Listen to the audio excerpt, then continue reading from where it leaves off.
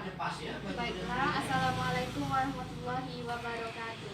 Waalaikumsalam warahmatullahi wabarakatuh. Selamat pagi adik-adik. Pagi kakak. Perkenalkan, nama kakak Anissa Fitriani. Di sini kakak mahasiswa D4 Kebidanan Politeknik Kesehatan Pontianak. Hari ini kakak akan melakukan penyuluhan tentang perilaku hidup bersih dan sehat. Jadi, selama kakak menyampaikan materi, diharap adik-adik menyimak dengan baik ya. Jadi, apa itu PHBS? PHBS yaitu perilaku hidup bersih dan sehat, adalah sekumpulan perilaku yang dipraktikkan atas dasar kesadaran sebagai hasil pembelajaran yang menjadikan seseorang, keluarga, kelompok atau masyarakat mampu menolong dirinya sendiri. Kelompok atau masyarakat mampu menolong dirinya sendiri di bidang kesehatan dan berperan aktif dalam mewujudkan kesehatan masyarakat. Jadi dengan demikian, PHBS mencakup beratus-ratus bahkan mungkin beribu-ribu perilaku yang harus dipraktikkan dalam rangka mencapai derajat kesehatan masyarakat yang setinggi-tingginya. Jadi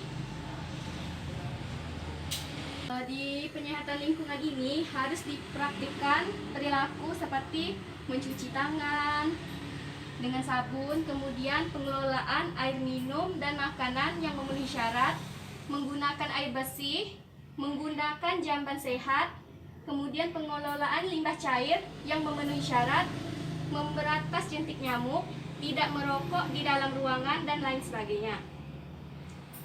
Di bidang kesehatan, ibu dan anak serta keluarga bencana harus dipraktikkan perilaku meminta pertolongan persalinan oleh tenaga kesehatan, menimbang balita setiap bulan, mengimunisasi lengkap bayi, menjadi akseptor keluarga berencana, dan lain sebagainya.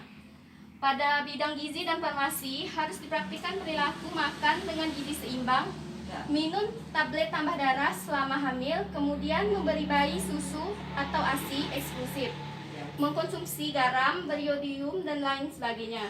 Sedangkan pada bidang pemeliharaan kesehatan harus dipraktikkan perilaku ikut serta dalam pemeliharaan kesehatan, aktif mengurus atau memanfaatkan upaya kesehatan bersumber daya masyarakat atau UKBM, memanfaatkan puskesmas dan fasilitas pelayanan kesehatan yang ada di sekitar. Nah, mengapa PHBS itu sangat penting? Seperti kita tahu pada wabah pandemi COVID-19 ini, perilaku hidup sehat sangat penting untuk dipraktikkan dalam kehidupan kita. Tujuannya agar mencegah supaya terjadinya penularan maupun infeksi dari pasien menular ke yang lain. Kemudian selanjutnya yaitu PHBS merupakan kependekan dari pola hidup bersih dan sehat. Sedangkan pengertian PHBS adalah semua perilaku kesehatan yang dilakukan karena kesadaran pribadi dengan keluarga dan seluruh anggotanya, mampu menolong diri sendiri pada bidang kesehatan serta memiliki peran aktif dalam aktivitas masyarakat. Kemudian perilaku hidup bersih sehat pada dasarnya merupakan sebuah upaya untuk menularkan pengalaman mengenai pola hidup sehat melalui individu, kelompok, ataupun masyarakat luas dengan jalur-jalur komunikasi sebagai media berbagi informasi. Adapun berbagai informasi yang dapat digunakan seperti materi edukasi guna menambah pengetahuan serta meningkatkan sikap dan perilaku terkait cara hidup yang bersih dan sehat. Nah, adik-adik, terdapat langkah-langkah berupa edukasi melalui pendekatan pemuka atau pemimpin masyarakat, pembinaan suasana, dan juga pemberdayaan masyarakat dengan tujuan kemampuan mengenal dan tahu masalah kesehatan yang ada di sekitar, terutama pada tingkatan rumah tangga sebagai awal untuk memperbaiki pola dan gaya hidup agar lebih sehat.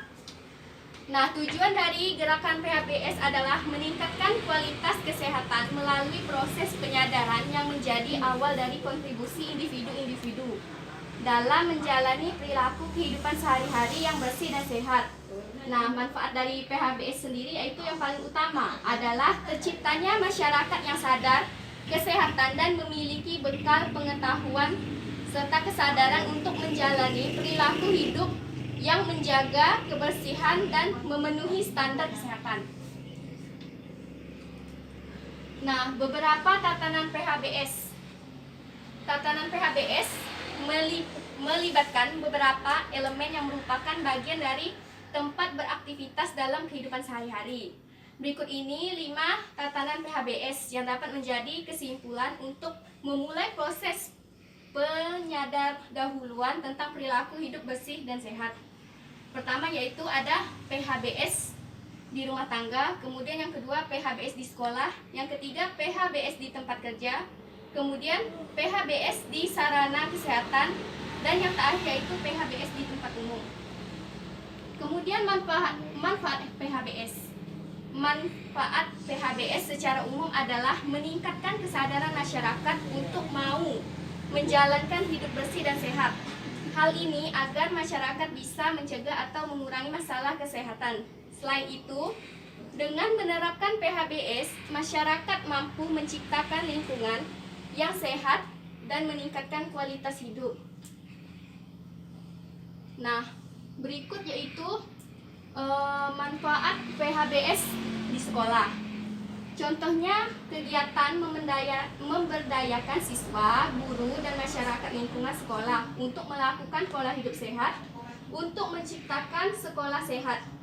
Manfaat PHBS di sekolah mampu menciptakan lingkungan yang bersih dan sehat, meningkatkan proses belajar para siswa, guru, masyarakat lingkungan, dan menjadi sehat.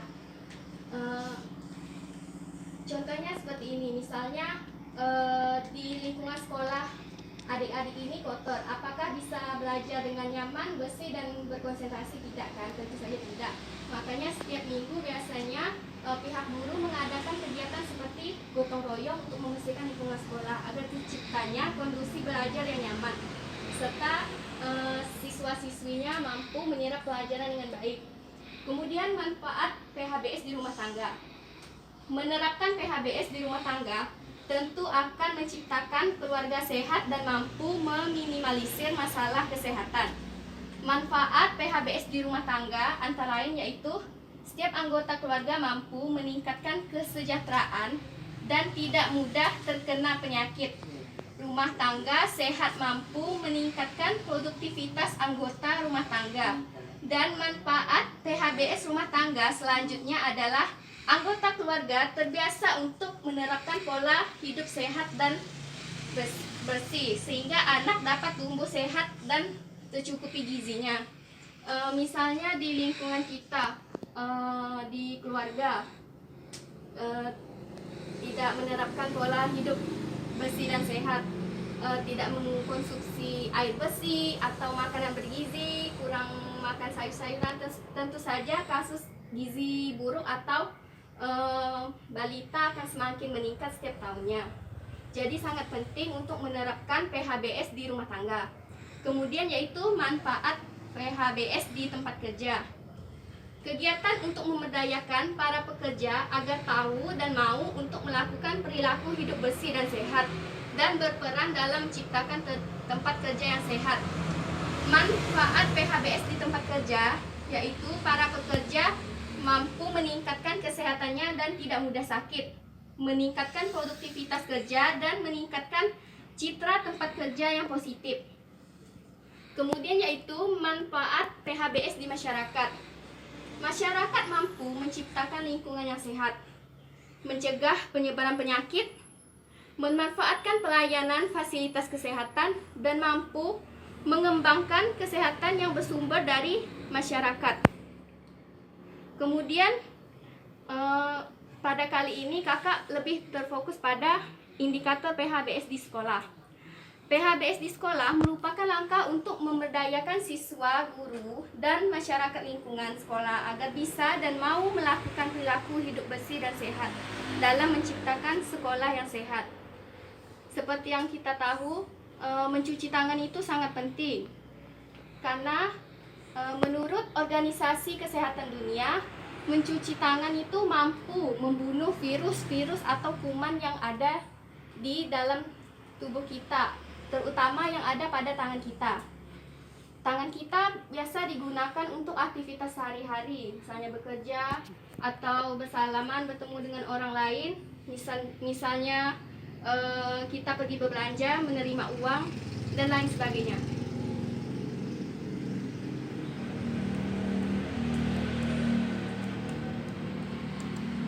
Nah, kali ini kakak akan mencontohkan cara cuci tangan yang baik dan benar. Sebelumnya di sini adik-adik sudah tahu cara mencuci tangan yang baik dan benar? Belum. Baiklah, kakak akan mencontohkannya ya. Baik, kakak akan mencontohkan cara mencuci tangan yang baik dan benar ya. Pertama-tama, seperti ini. Anggap saja kita sedang mencuci tangan di air yang mengalir. Basahi tangan, kemudian tuang sabun ke telapak tangan, kemudian gosok seperti ini. Langkah pertama. Langkah kedua, punggung tangan kanan berada di atas punggung tangan kiri. Bersihkan sela-sela jari. Ini langkah kedua ya. Lakukan sebaliknya. Punggung tangan kiri berada di atas punggung tangan kanan. Bersihkan sela-sela jari. Kemudian langkah yang ketiga yaitu masukkan jari seperti ini. Ya. Kemudian langkah yang keempat yaitu gerakan mengunci. Mengunci seperti ini. Lakukan. Kemudian lakukan sebaliknya. Setelah itu jempol jari seperti ini, ya. Langkah yang kelima. Kemudian langkah yang keenam, gerakan membersihkan buku-buku jari.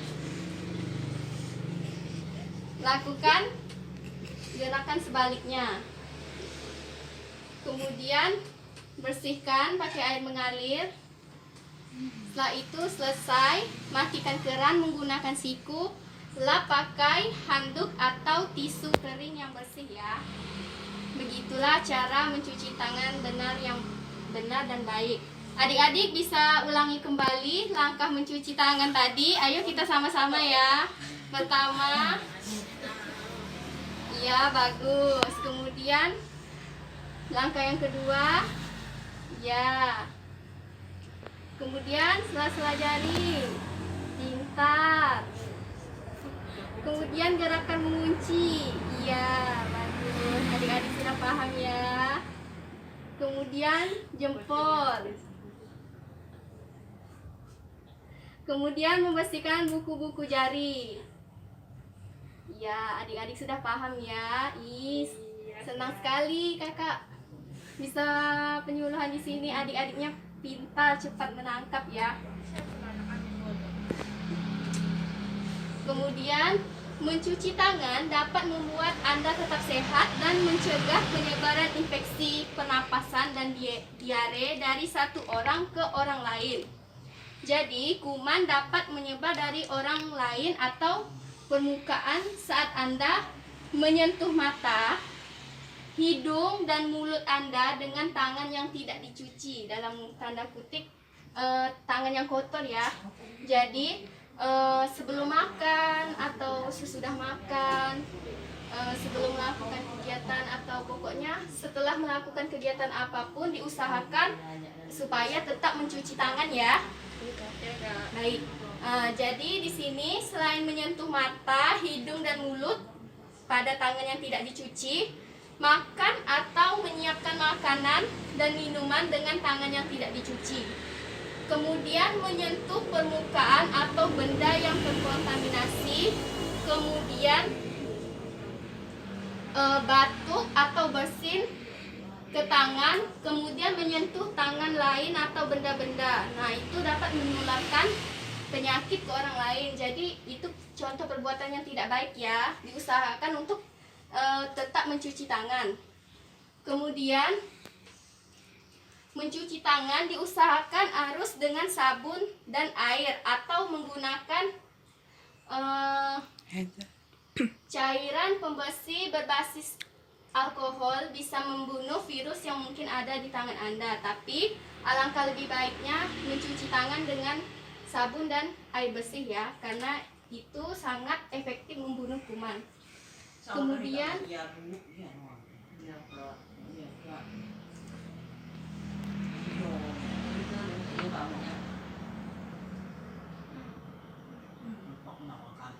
jadi di sini 10 indikator PHBS tahun 2013 yang terbaru, yaitu pertama, persalinan ditolong oleh tenaga kesehatan. Kemudian yang kedua, melakukan penimbangan pada bayi dan balita mulai dari usia 0 sampai 59 bulan. Kemudian yang ketiga yaitu memberi ASI eksklusif. ASI eksklusif ini diberi atau di kurun waktunya yaitu pada usia bayi kurang lebih 6 bulan. Kemudian yang keempat yaitu mencuci tangan dengan air bersih dan sabun, yang seperti tadi yang kakak contohkan ya. Kemudian yang kelima, memakai jamban sehat. Yang keenam, melakukan aktivitas fisik setiap hari seperti olahraga ringan seperti lari-lari pagi atau sit up, push up di rumah. Kemudian yang ketujuh, konsumsi buah dan sayur setiap hari. Selanjutnya yaitu tidak merokok dalam rumah, penggunaan air bersih, dan yang terakhir memberantas jentik nyamuk. Nah, di sini kakak mempunyai video tentang mencuci tangan. Jadi adik-adik bisa melihat videonya ya.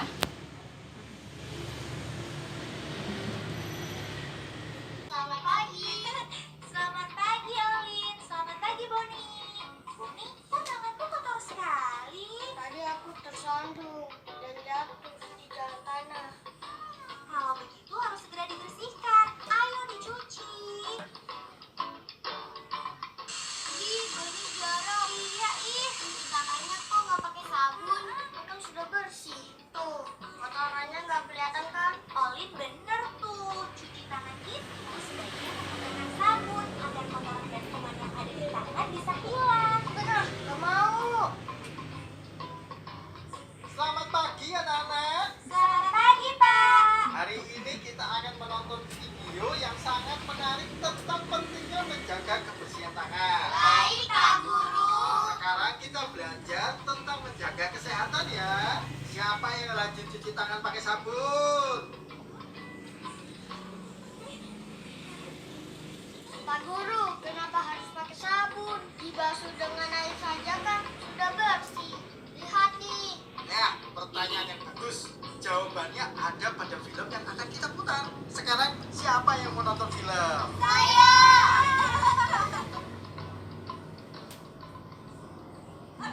Wahai bangsa kuman, mulai hari ini aku menugaskan kalian untuk membuat anak-anak di bumi menjadi sakit. Apakah kalian siap? Jadi, sekarang berbicara. Hari tempatnya kotor untuk berkumpul. Ingat, sasaran yang paling mudah adalah orang-orang yang corok dan tidak menjaga kebersihannya.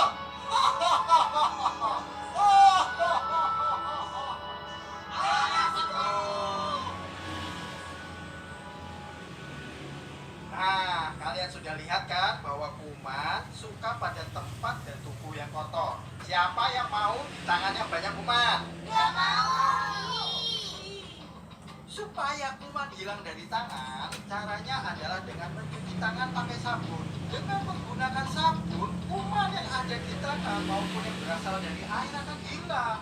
Sekarang, siapa yang tahu manfaat mencuci tangan dengan sabun selain untuk membunuh kuman? Saya. Selain membunuh kuman penyakit, tangan kita jadi bersih dan enak dipandang. Betul sekali. Sekarang siapa yang mau rajin cuci tangan pakai sabun? Saya. Saya juga. Mulai sekarang akan selalu cuci tangan pakai sabun. Nah, gitu dong. kita sama-sama belajar mencuci tangan pakai sabun dengan cara yang benar ya. Loh, kan tinggal digosok-gosok aja. Gosok-gosok saja tidak cukup. Kita harus menggosok dengan kuat pada seluruh permukaan telapak tangan dan sela-sela jari, serta menyabuni sampai di atas pergelangan tangan. Sekarang kita coba sama-sama ya. Siapa yang mau ikut? Saya, Pak. Ayo, kita cuci tangan pakai sabun.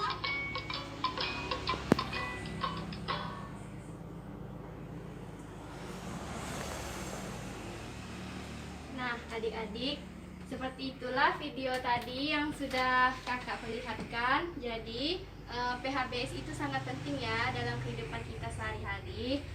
Sekian penjelasan dari kakak. Apakah ada adik-adik yang ingin bertanya?